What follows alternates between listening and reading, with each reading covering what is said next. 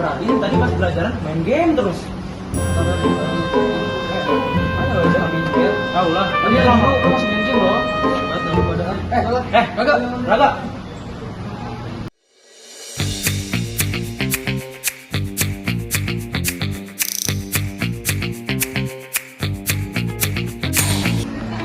Halo, perkenalkan, nama saya Fahri Adha Syahputra sebagai ketua. Halo, perkenalkan saya Jiraga Putra Rais sebagai anggota. Dan saya Hadi Umam sebagai anggota. Saya Gentila Anjani sebagai anggota kelompok. Saya Dayasara Putri sebagai anggota kelompok. Saya Dayas Sujazana sebagai anggota kelompok.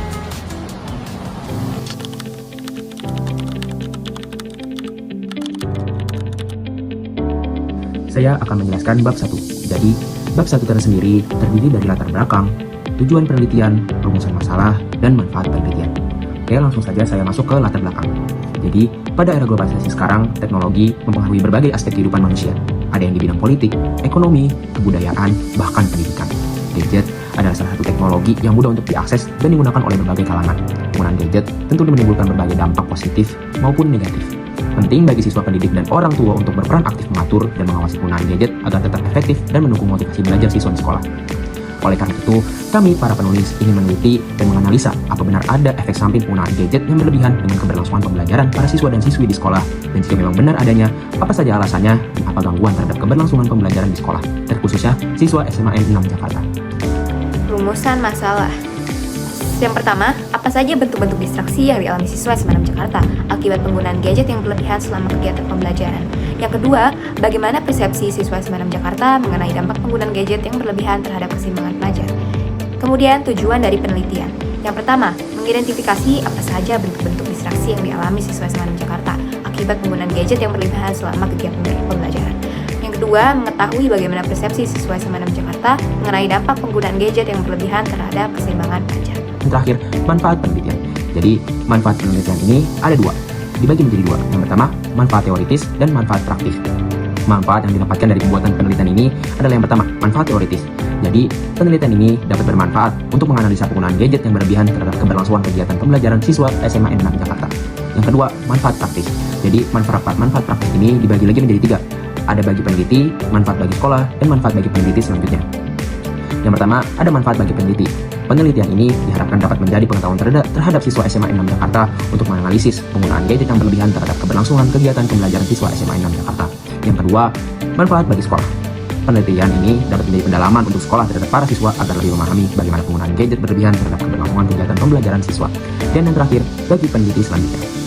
Jadi, penelitian ini diharapkan dapat dijadikan sebagai referensi dan pemahaman terhadap siswa mengenai analisis penggunaan gadget yang berlebihan terhadap keberlangsungan kegiatan pembelajaran siswa SMA N6 Jakarta.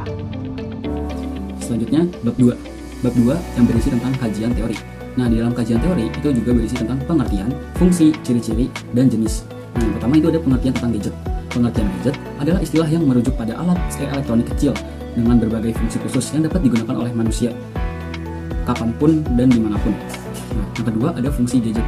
Menurut Anggraini yang dikutip di tahun 2019, gadget memiliki beberapa fungsi yang bermanfaat bagi kehidupan manusia, diantaranya sebagai media komunikasi. Media komunikasi berguna untuk menghubungkan jarak antara daerah lain dengan daerah satu dengan daerah lainnya dengan menggunakan sistem komunikasi jarak jauh. Nah, yang kedua ada sebagai akses informasi. Kita dapat mengetahui informasi melalui internet yang ada pada perangkat lunak gadget. Dengan kita mencari informasi yang kita inginkan, kita pasti bisa mendapatkannya jika kita menggunakan gadget dengan baik. Nah, yang ketiga itu sebagai media hiburan. Gadget bisa juga sebagai media hiburan karena di dalam gadget terdapat banyak aplikasi yang mana aplikasi itu dapat menghibur kita seperti media sosial, game, mungkin YouTube, kita bisa nonton film di sana dan aplikasi lainnya yang dapat menghibur kita. Nah, yang keempat sebagai gaya hidup. Kenapa gadget bisa disebut sebagai gaya hidup? Sebagai fungsi gaya hidup karena gadget sendiri itu mempunyai harga yang bervariasi, dari baik itu harganya murah, harganya itu dan harganya mahal. Nah, biasanya gadget-gadget mahal ini yang membuat gaya hidup kita tuh berubah di pandangan orang lain. Ketika kita menggunakan gadget yang bisa dibilang harganya mahal, kita akan dianggap sebagai orang yang memiliki kekayaan yang lumayan banyak. Nah, sementara kalau misalnya kita menggunakan gadget dengan harga yang ya murah ataupun ada yang biasa saja, orang akan menganggap kita adalah orang yang biasa. Nah, selanjutnya ada ciri-ciri gadget. Nah, menurut Suwarna yang dikutip di tahun 2012, dalam dampak teknologi informasi terdapat kehidupan sosial, yaitu di Bandung, rumahnya Rosda Karya. Gadget memiliki ciri-ciri yaitu pertama berukuran kecil dan portable, yang dimana ini bisa dibawa kemana saja.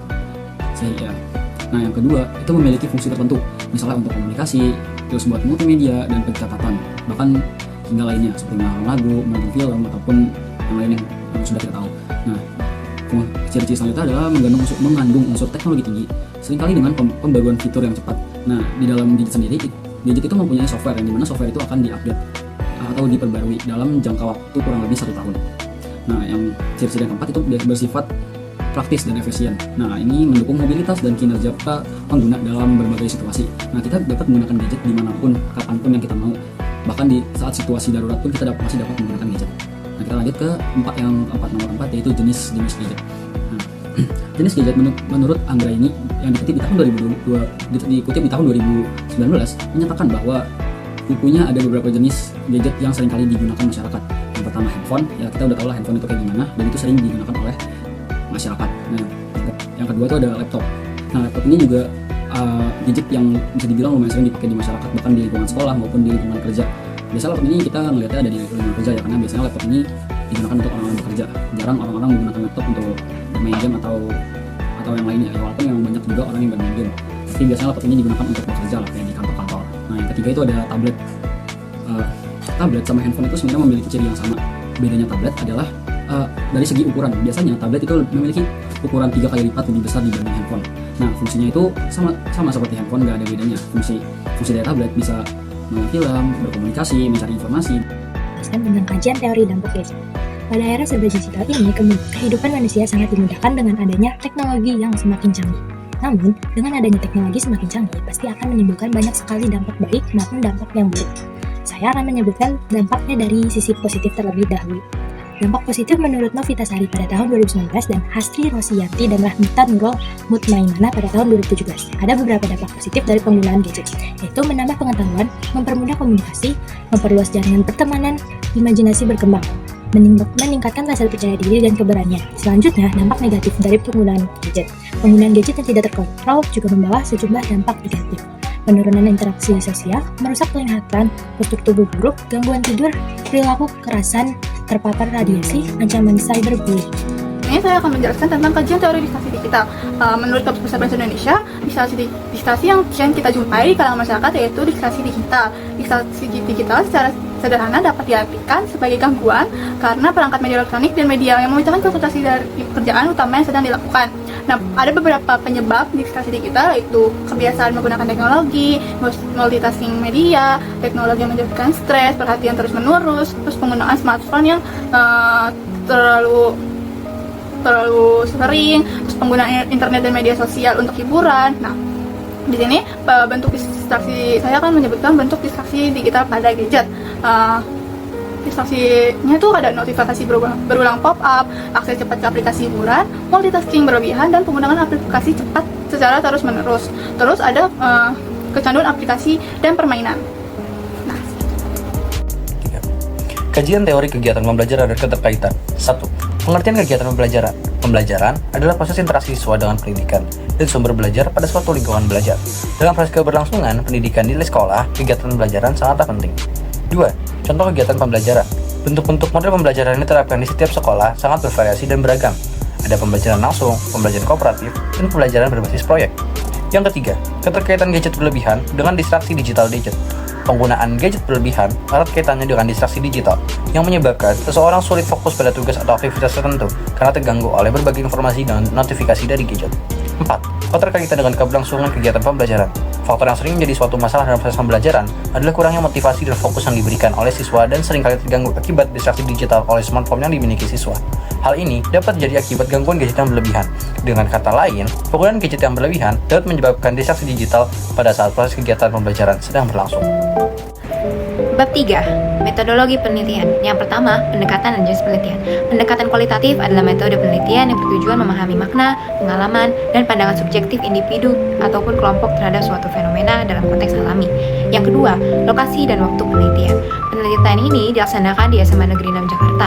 Penelitian ini dilaksanakan pada semester genap tahun ajaran 2024-2025 pada bulan Maret sampai dengan Juni 2025. Yang ketiga, populasi dan sampel. Populasi dalam penelitian ini adalah siswa-siswi kelas 11 SMA 6 Jakarta yang dianggap berhubungan dengan penggunaan gadget di lingkungan sekolah. Dalam penelitian ini, karena mengingat keterbatasan waktu dan kesempatan penulis, maka penulis mengambil sampel narasumber penelitian sebanyak total 11 siswa-siswi kelas 11 SMA 6 Jakarta yang berhubungan dengan penelitian. Keempat, teknik pengumpulan data. Mulai dari observasi. Pada penelitian ini, pendekatan observasi dilakukan secara kualitatif, di mana peneliti berperan sebagai pengamat yang memiliki keterlibatan dalam kehidupan sehari-hari narasumber. Selanjutnya, wawancara. Wawancara dilakukan dengan sejumlah narasumber yang dianggap memiliki pemahaman mendalam tentang topik yang dikaji, yaitu siswa-siswi dari SMA 6 Jakarta yang dianggap memiliki keterkaitan dengan penggunaan gadget di saat keberlangsungan kegiatan pembelajaran. Kemudian, studi dokumentasi. Sebagai upaya untuk memperkaya dan memverifikasi data penelitian, peneliti mengumpulkan bahan dokumentasi yang terdiri dari format audio, visual, maupun gabungan keduanya. Kemudian, teknik analisis data yang terdiri dari reduksi data, penyajian data, triangulasi, penarikan kesimpulan, atau verifikasi. Wawancara ini kami lakukan dengan 11 narasumber. Di antaranya adalah Kak Alvin, Kak Rio, Kak Hazel, Kak Iza, Kak Diva, Kak Kaila, Kak Karim, Kak Kaira, dan Kak Yasmin. Kak Rania, dan Kak Syifa. Berdasarkan hasil wawancara dan observasi yang telah dilakukan terhadap siswa-siswi SMA 6 Jakarta, peneliti menemukan kunci pembahasan yang terkait dengan judul penelitian mengenai analisis penggunaan gadget yang berlebihan terhadap keberlangsungan kegiatan pembelajaran siswa SMA 6 Jakarta. Kesimpulan dari pembahasannya adalah sebagai berikut. 1. Terkait dengan apa saja bentuk-bentuk distraksi yang dialami siswa SMA 6 Jakarta akibat penggunaan gadget yang berlebihan selama kegiatan pembelajaran. Gadget telah menjadi kebutuhan pokok dalam kehidupan sehari-hari, termasuk dalam kegiatan belajar mengajar atau KBM di sekolah. Siswa sering menghabiskan waktu 7-8 jam atau lebih dengan gadget setiap hari, akibat kegiatan di era saat ini yang sangat memanfaatkan digitalisasi. Sekolah seperti SMA 6 Jakarta bahkan mendukung digitalisasi dengan memperbolehkan penggunaan gadget selama pembelajaran, yang membantu siswa beradaptasi dengan perkembangan teknologi. Namun, penggunaan gadget yang berlebihan juga menimbulkan dampak negatif, seperti ketergantungan dan distraksi digital. Berdasarkan wawancara yang telah kita lakukan, diperoleh jenis-jenis distraksi digital saat kegiatan pembelajaran berlangsung. Distraksi digital terjadi karena adanya aplikasi hiburan, notifikasi, dan media sosial. Selain itu, ada kecenderungan menggunakan gadget untuk mencontek agar mendapatkan nilai instan. Maka dari itu, meskipun gadget memberikan banyak manfaat dalam pembelajaran di sekolah, penggunaannya yang berlebihan dapat mengganggu keberlangsungan kegiatan pembelajaran di sekolah. Kedua, terkait bagaimana persepsi siswa SMA 6 Jakarta mengenai dampak penggunaan gadget yang berlebihan terhadap keseimbangan pelajar. Berdasarkan analisis dan penelitian, penggunaan gadget yang berlebihan dapat menimbulkan distraksi digital dan perubahan perilaku negatif pada siswa, seperti ketergantungan, penurunan fokus, dan kebiasaan mencontek. Namun, banyak siswa yang telah menyadari dampak negatif ini dan telah menerapkan solusi untuk mengatasinya. Kunci utama dalam memanfaatkan gadget secara positif terletak pada pengaturan waktu, kesadaran diri, dan pemisahan fungsi gadget antara kebutuhan belajar dan hiburan.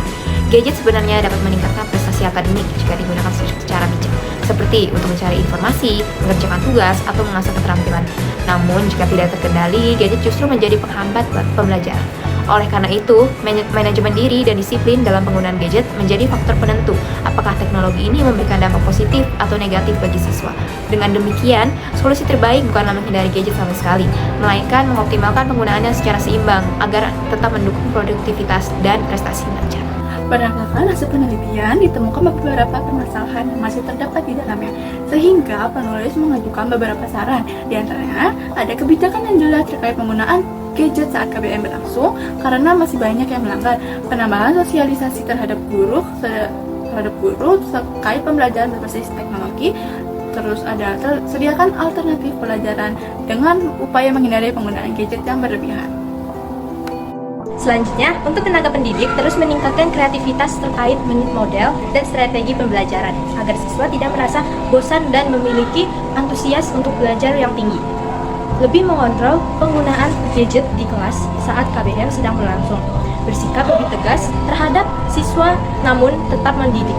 Untuk siswa, atur penggunaan gadget dengan bijak dengan menggunakan aplikasi pembatas waktu dan menonaktifkan notifikasi agar terhindar dari distraksi digital. Tingkatkan kesadaran diri terhadap penggunaan gadget yang berlebihan. Tingkatkan fokus terhadap aktivitas positif tertentu. Cari aktivitas yang mengalihkan pandangan dari layar gadget, seperti olahraga dan membaca buku.